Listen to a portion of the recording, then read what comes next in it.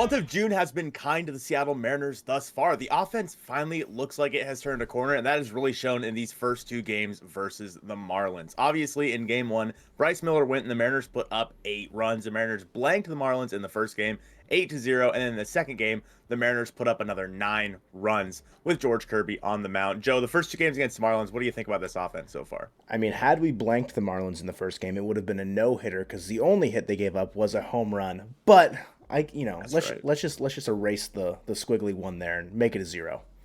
It looks the Thank same you. on the box score. It's been great. The Marlins are one of the hottest teams in the NL coming into this series. They come to T-Mobile and they look like fish out of the water, if you will. We've looked great at stopping the Marlins. They've had a very strong offense, throughout this year. Their pitching staff, they're young, but we've gotten to them. Jesus Luzardo was one of those guys. We knew he was going to come back around and bite us at some point. He used to be on the A's, and now he's on the Marlins, tearing it up for them. He's doing really well, but the Mariners offense did get to him. What did you see out of the Mariners offense against Luzardo in game one? Well, I think one thing that's been a very common theme for the Mariners, and they've touched on this in the broadcast, as they're working counts and they're getting deep on guys like Luzardo or Cabrera in the second game and getting them out of the game by the fourth or the fifth inning and getting into that bullpen. And you're going to a lot of times face a worse pitcher eventually out of the bullpen. And B, you're going to tax their bullpen for the rest of the series. And I think the Mariners, and Cal talked about it in his interview at the end of the second game, that's kind of the game plan right now. Work counts, get deep in counts, not attack right away, and wait for your pitch. And it's really looked good for the Mariners thus far in June because there's only been one game in June where they've scored less than 3 runs, and that was the very first game of June when they got shut out. I think that this offense truly has turned a corner. Obviously, you see guys like Teoscar Hernandez has been a lot better. Eugenio Suarez is starting to look better. He's still not all the way back yet, but he does look a little bit better. Yeah. Julio, of course, has looked way better than he was. JK had a hit today. Mm-hmm. JK had a hit yesterday in the second game Let's hope against he the has a hit Marlins. today. I hope, fingers crossed. Yeah. And I mean, even against some pretty good pitchers, I think the Marlins pitching staff is really underrated with Luzardo, Cabrera, and then of course Perez today. I think that this is a good matchup for the Mariners to really show, hey, this offense is better than it was on that ugly, ugly road trip. And it's going to be good because they have another big road trip coming up. Now, the Mariners chased Luzardo after 4 innings in game one, and a usual suspect for the Mariners so far in June, Ty France, got to him with a big 3-run blast. In this game, it was a lot of, I think, the typical guys for this offense, aside from, I think, one standout guy towards the bottom of the order that we're going to touch on in a second. But yeah, it was Ty France and a lot of the guys just getting on, pushing people around. There was that one dropped ball from, Brian De La Cruz out in left field that Gino kind of smoked, but like not really, and then just fell straight out of his glove. So kind of some defensive mishaps there, but you capitalize on them as the Seattle Mariners, and it's nice to see France hit that big bomb, made a call to the bullpen, which was hilarious. Seeing that phone call in the broadcast, like, who was he talking to? And you find out that, this whole dugout, bullpen situation is just really fun. See the vibes kind of get picking back up as, I think they're stepping in the right direction, right? Like the offense is clicking, the pitching feels like it's sorting itself out again.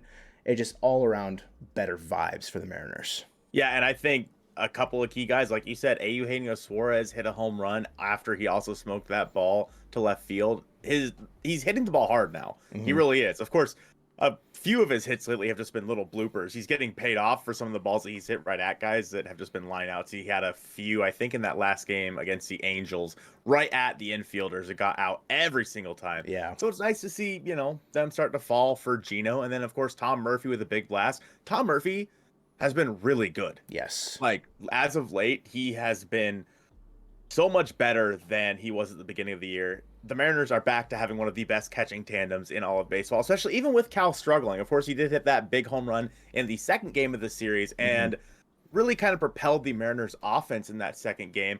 But it was the bottom of the lineup that did most of the damage. It was Cal, it was Jose Caballero, and it was Mike Ford. And everybody, listen, I'm looking at you, person who said bad things about Mike Ford. All right. I think that we're smarter than you. Don't you dare. Give it a month's time. Ford won't hit another home run. But no, Ford had a great second game. You're not wrong. And he did make an appearance in the first game. He pinch hit for AJ Pollock later in that game. in game one. But getting those reps at DH for Ford, it's a bat in that lineup that if it's not producing, oh well, it wasn't producing before for the DH. Now that it is, the sky's the limit, it feels like. You can only go up from where we have been at. And as far as the DH goes, do you think that's kind of the spot for them, Ford against righties, Pollock against lefties at that point? Yeah, I think that's where they're going to have to lean. And maybe even not DHing Pollock versus lefties, then putting Teo in there at DH and putting Pollock in left fielder, what have you. But Mike Ford, I mean, as of right now, you got to run the hot hand. And is he going to stay this hot forever? No. I mean, he's shown in the big leagues before that maybe this isn't the spot for him. But he has little spurts like this every once in a while where he can put the team on his back for a few games, make the number 20 proud, another big beef daddy up there, hitting dad hacks left-handed. All right, Daniel Vogelbach, all right, represent. He walks so Ford could run. All right.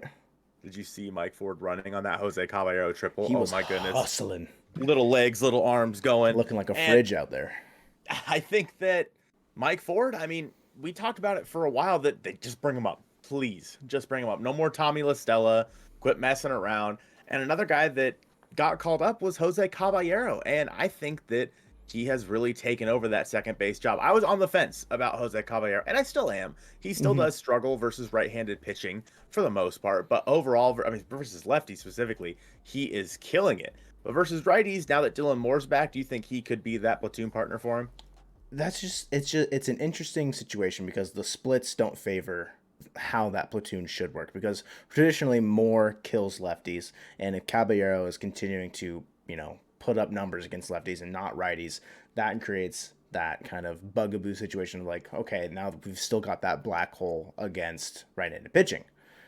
And therein lies the question of Colton Wong, which is everyone's favorite Seattle Mariner right now to talk about. Caballero has definitely taken over the second base job. Whether it's his big elbow guard getting hit so he gets on base and he can steal a bag, or he's lacing a triple down the line, he's got hustle. He's got heart. And not to say that Colton Wong doesn't have that, but it's showing a lot more in Caballero on the field because, well, it's producing. He's getting those opportunities and he's cashing in. Where that platoon stands, I don't really know if I am going to be okay with... I don't know. I don't really know how to answer the question because I'm not sold on either of them against right-handed pitching, right? Whereas left-handed pitching, we know what the track record is showing.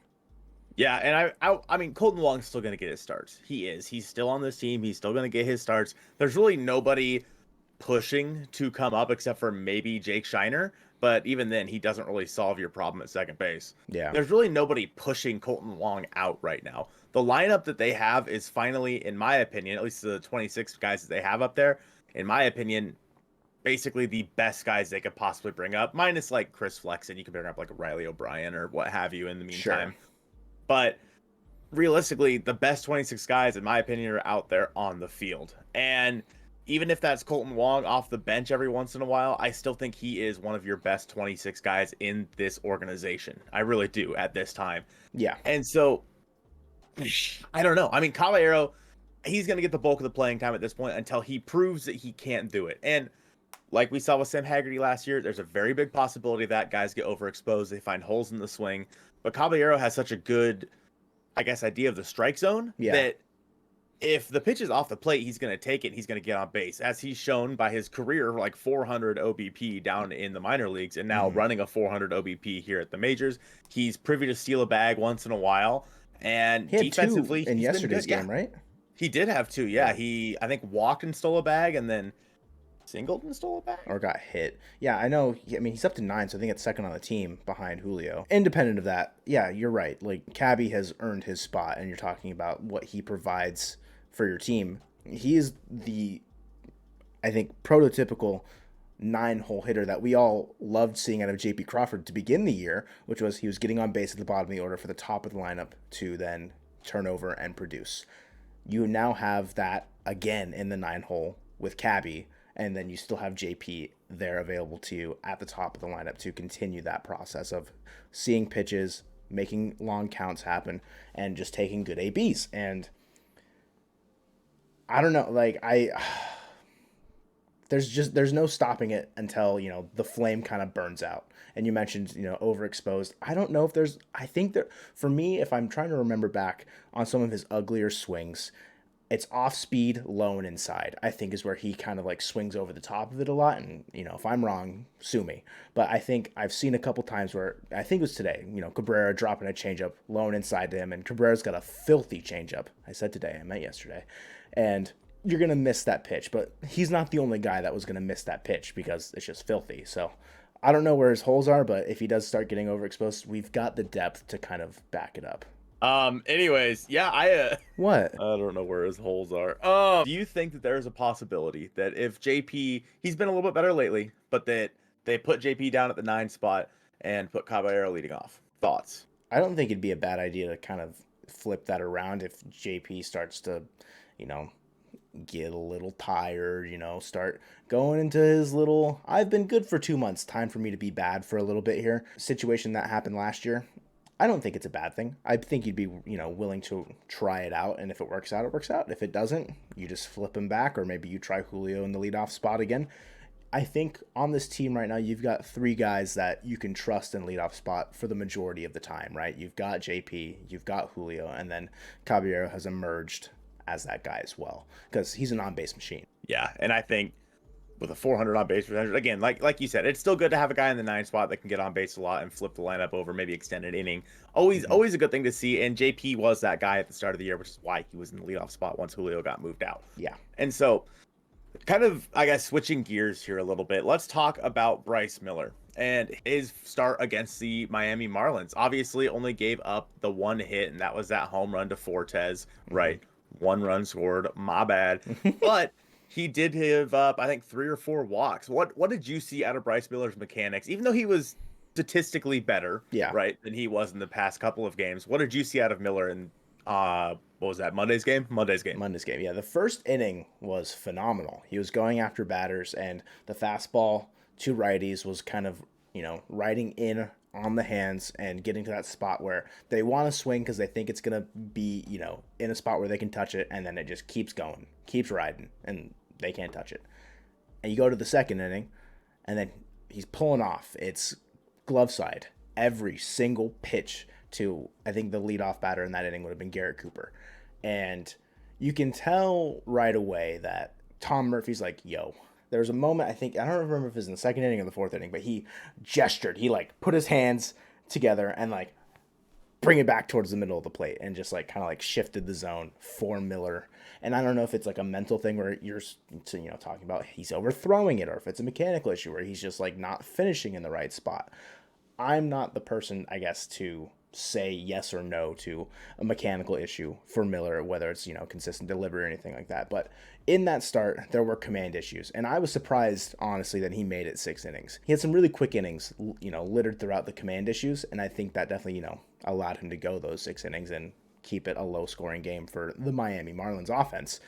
It was good to see him not get tatered. And I think that's big for his confidence. He was kind of walking around like he had, the cock of the walk. He fielded a ground ball from Luis Arraez right back. And he kind of caught it and shrugged his shoulders, did a little shimmy and kind of flipped it over to first. So I think it was just overall a good start for him, even though the command issues could be, a lingering thing. Yeah, and I mean, it was good with the command issues. In the end, it is what it is. He was able to pitch around it. Exactly. He was able to, and that's, especially for a young guy, that's big. Being able to fight your command, realize you don't have your best stuff that day, be able to still attack hitters and go 6 innings, give up only 1 hit. Again, walking 3, not a great sign for Bryce Miller. But compared to his other 2 games that he had recently against, I think it was, the Rangers and the Yankees? Yeah. It was night and day. Oh, yeah. And then, speaking of people that were night and day, George Kirby. Obviously, his last couple starts, he kind of got shelled as well. The whole Mariners pitching staff has been shelled basically for the end of last month into this month. So what'd you see out of George Kirby on the second game of the Miami Marlins series? Yeah, he's just, it's every other start almost, it seems like, for our guys right now. And George being able to turn around after going against the Padres and not having his best stuff, for him, he just attacks guys way better when he's able to locate on the outside corners. And I don't know if that's what was missing against the Padres, but he was hitting the outside corner really, really well. And then his 99 riding high and inside was another just intense weapon against the Miami Marlins, which allowed him to reach his career high in strikeouts, 10 Ks in a single outing. He only went 6, but that's all he really needed to go. And he got into some trouble here and there, in that 6th inning, but he was able to work around it. There was a little booted ball by Gino, and everyone's like, oh, God. Yeah, right. Home run makes it a 1-run game, but George gets out of it. He's jazzed. I don't know. It's baseball. It's just baseball. That's all it really boils down to is one time there's a start where the 94-mile-an-hour fastball on the outer half of the plate is hit for a home run by Gary Sanchez, and then the next start it's swung through by Jorge Soler. It's baseball. That's just all it really boils down to. And I think George had a little bit better command of like the corners of the zone, the edges. But I don't think there's anything inherently super different between last start and this one. Did you see anything like that stood out to you necessarily? No, I mean, you hit the nail on the head, I think, with his control. He looked poised up there compared to, obviously, he got a little bit rattled in his start before the Padres series. Wait, no. He was threw 8 innings. He was lights out against the Yankees. That's right. Yeah. It was the start before that when he pitched against the Pirates. Yeah. So it's tough to say. I mean, obviously, we know how good George can be. We've seen it. We saw it in the game against the Astros at home last year in the playoffs. George Kirby, when he is on and when he is locating his pitches, he can be one of the best pitchers in all of baseball. His stuff doesn't have elite stuff in my opinion. And you may disagree. It's his command that makes him so special. Yeah. And when he can paint the corners, and he's getting that call from the umpire, is another big one. He's getting that call from the umpire. There was one on John Birdie that was like, whoa. Yeah. if he's getting the calls, then and he's able to nibble at the corners a little bit more, George Kirby is going to be a tough at bat for whatever team he's facing. It doesn't matter who it is all night long. But if he's a little bit off with some of those pitches, he's going to get hit around a little bit because usually teams know he's going to be in the strike zone. Yeah. So he has to locate. If he doesn't locate, he's in trouble.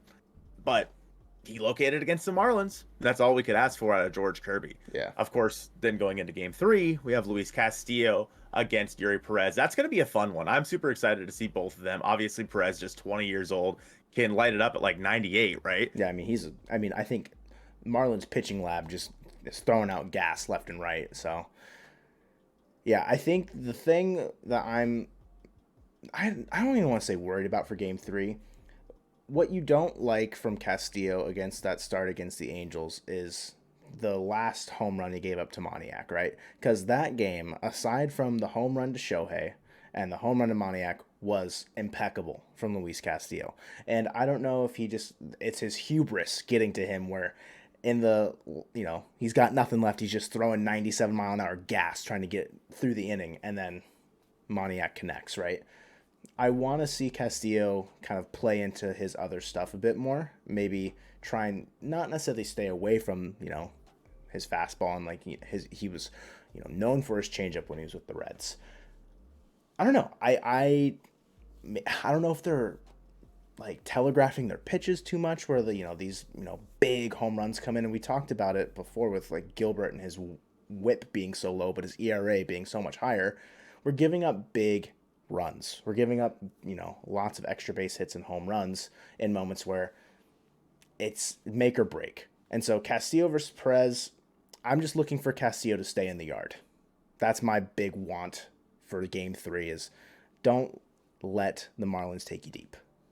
Yeah, I mean, when you have Jorge Soler in that lineup, that's not an easy thing to do. Of course not. But against Perez, I do worry, at least for the Mariners lineup. Obviously, they've been hot so much so in the last week or so. Like, I do worry that because he's electric when he's on. He is electric. He is one of the best young pitchers in baseball when he is right. If today is that day and the Mariners struggle against him, I don't want them to get in their own head and say, oh, we need to flip the switch really quick. And I don't think they will necessarily.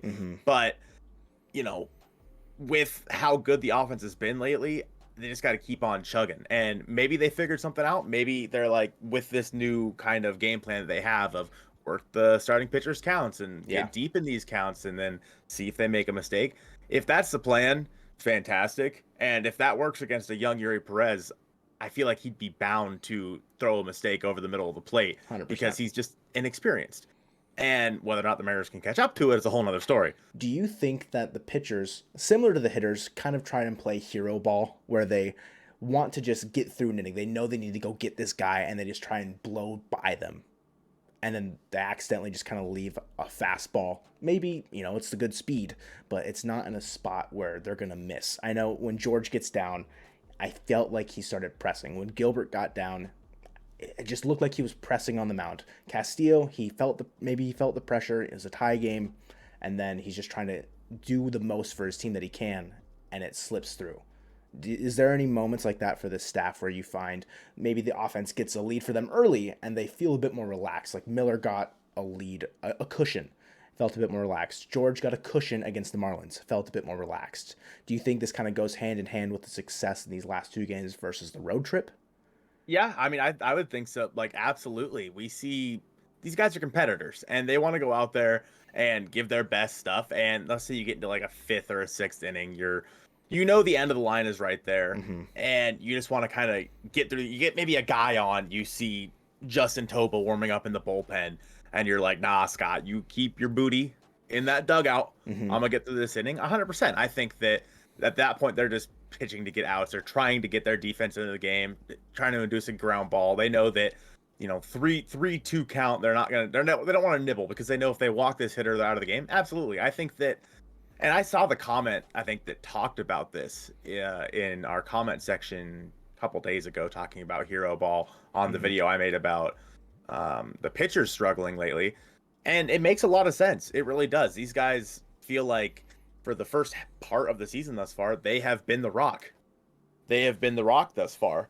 And with the offense finally starting to come around, these guys don't necessarily have to be their best night in and night out. But with them knowing that for the first 2 months of the season, if they don't go 6 innings and give up like 2 runs or less, they're going to lose the game. Yeah. They got to feel that pressure. They absolutely feel that pressure, and it might finally be getting to them. And so, yeah, hero ball, I would say if the pitching staff feels like the entire team's success has ridden on them for the last 2 months, I would completely agree with that sentiment. Is there any way that you can see it kind of like balancing, or is it just the natural process of baseball where the bats are awake, the guys that are producing should be in those spots, and then the pitchers can kind of relax a bit more on the mound? They're not necessarily relaxed, maybe feel a bit more composed. You mentioned George's composure on the mound against the Marlins. He was locked in, and I think that just kind of carried him through this start for the most part. Yeah, and I mean, I do think it can even out. I think that there is a time and a place where last year we saw the pitching staff do what they did, and the Mariners offense, they were scrappy last year, and they were able to put up enough runs, even if the pitching staff did give up a few. You had your Marco start, or even Chris Flexen when he was out there once in a while. You had a start where these guys gave up 3, 4, 5 runs, but the Mariners offense always found a way. And if the offense was down here and the pitching staff was up here, now the offense is here, but the pitching staff might be down here. Yeah. And so like it might start evening out a little bit where these guys can just go out and just play baseball. Like you said, it's a natural process. It's a game. Not everybody's going to click at the same time. Unfortunately for the Mariners, it was very extreme, yes, one or the hot other. And cold. And for the past 2 months. You're talking about people not clicking at the same time. Thinking just like on game 2, offensively for a second, it was the entire bottom half of the order. Versus the first game where, I mean, it's a little bit more spread out, but, France was the big blow, and that was kind of like what set it open. But game 2, it was all Cal 7-hitter, Ford 8-hitter, Cabby 9-hitter. It's just kind of how it worked out. Yeah, and I think Goldsmith said during the broadcast that the top lineup was like 1 for 17 or something like that, which something you want to see. When you look at the box score, they put up 9 runs. You're like, oh, Julio probably, had a double in there somewhere. JP was probably on a couple times, but no, the top lineup was terrible.